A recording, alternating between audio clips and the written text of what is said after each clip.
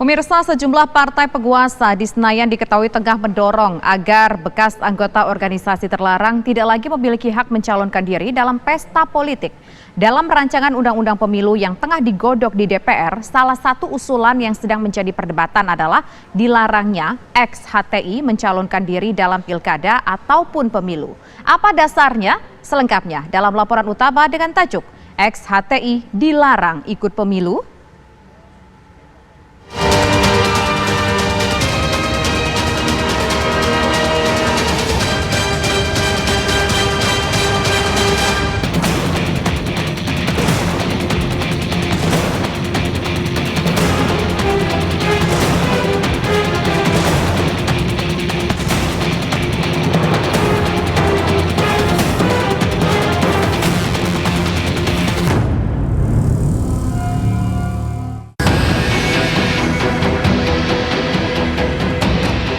Bekas anggota Hizbut Tahrir Indonesia sepertinya tak diberi ruang untuk tumbuh dan ikut meramaikan kontes demokrasi di tanah air. Senayan diketahui tengah menyiapkan aturan untuk mengganjal bekas HTI turut memperebutkan kursi empuk kekuasaan. Melalui RUU Pemilu yang tengah digodok, ex-organisasi terlarang seperti HTI dilarang mencalonkan diri dalam pesta demokrasi yang digelar 2024 nanti. Apa sebab? Intinya kan adalah bahwa sebetulnya munculnya pasal atau penyebutan PKI dan HTI itu kan kita menginginkan bahwa siapapun yang menjadi pemimpin atau wakil rakyat adalah kader-kader bangsa yang betul-betul punya komitmen terhadap Pancasila gitu dan Negara Kesatuan Republik Indonesia dengan Undang-Undang Dasar 1945, kan itu intinya. Masuknya usulan larangan turut meramaikan kontes politik bagi bekas HTI kini menjadi bola panas di DPR. Ada yang setuju, ada pula yang menolak. Bagi yang mendukung ideologi HTI dinilai menjadi bahaya laten bagi NKRI bila bekas anggotanya diberi ruang untuk berpolitik. Larangan bagi HTI layaknya era Orba yang mengharamkan PKI dan garis keturunannya ikut campur meramaikan panggung politik nasional. Yang tidak bisa diganggu-gugat adalah pasti harus berdasarkan Pancasila, itu dasar negara ya. Undang-Undang 45, NKRI, dan Bhinneka Tunggal Ika.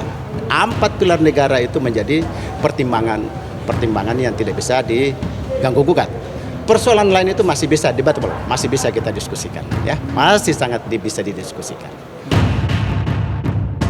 Sedangkan bagi barisan yang menolak, negara dinilai tak perlu terlalu takut terhadap bekas HTI karena diyakini tak membahayakan pemerintah. Beda dengan proses HTI. HTI ini adalah merupakan suatu produk politik murni, produk yang dikeluarkan oleh eksekutif, bukan antara eksekutif legislatif. Kalau antara eksekutif dan legislatif itu merupakan konsensus nasional, sebagaimana komunisme. Tapi kalau HTI ini adalah merupakan produk politik dari pemerintah, sehingga dasar itu tidak cukup kuat untuk mencabut hak-hak warga negara yang sifatnya esensial, sebagaimana hak memilih dan dipilih. Demikian. Maksudnya draft pemilu, RUU Pemilu. Oleh karena itu saya mengatakan tadi, kita menghargai semua pendapat kawan-kawan. Tapi kami tidak setuju itu. Biar aja ini dulu, pakai dulu. Ya, jadi saya tidak. Saya siap undang-undang ini aja. Undang-undang ini masih layak, masih bagus, masih bisa 3 kali 4 pemilu lagi. Ya, terima kasih. Kini, draft revisi undang-undang sudah sampai di Badan Legislasi DPR RI. Nasib ex-HTI untuk mengikuti gelaran pemilu pun dipertaruhkan. Pengusulnya adalah Komisi 2, dari mana ide ini hadir. Itulah tugas balik kemudian untuk melakukan harmonisasi dan pembulatan. Apakah ini bertentangan dengan Undang-Undang Dasar atau dengan apa gitu. Jadi sejauh ini menjadi usulan yang diberikan oleh Komisi 2 Harusnya kita bisa minta risalahnya ke Komisi 2. Kenapa ini dijadikan sebagai salah satu syarat pencalonan? Pertanyaan kini mengemuka. Bagaimana bila ada peserta pemilu atau anggota parpol yang mencalon diri sebagai wakil rakyat, tapi ternyata pernah memiliki catatan sebagai anggota HTI? Apakah tak ada lagi tempat bagi ex-HTI terjun ke ranah politik, kendati telah putar haluan ideologi? Aturan itu belum ada gitu ya, belum dilarang gitu kan di Undang-Undang Pemilu yang sekarang sedang dibahas tersebut. Maka ya ketua partai atau pengurus partai, elit-elit partai itu dalam dilema, pasti akan membiarkan. Oleh karena itu secepatnya undang-undang itu dikatakanlah disahkan, diberlakukan, sehingga ketua umum partai ya dan pengurus teras partai itu melakukan kebijakan sendiri. Nah itu nanti pasti ya kan melarang atau katakanlah meminta mereka untuk mengundurkan diri atau tidak boleh bernaung atau berada di partai itu.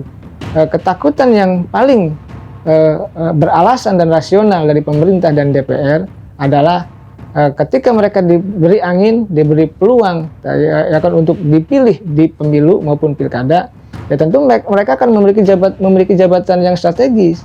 Kalau mereka memiliki jabatan yang strategis, tentu mereka akan mengusung ideologinya. Dalam draft RUU Pemilu, nantinya setiap calon anggota dewan wajib melampirkan surat keterangan dari kepolisian bila bersih dari PKI dan HTI. Lantas, jika revisi undang-undang ini disahkan dan hak berpolitik mantan anggota HTI terenggut, apakah ini selaras dengan Undang-Undang Dasar?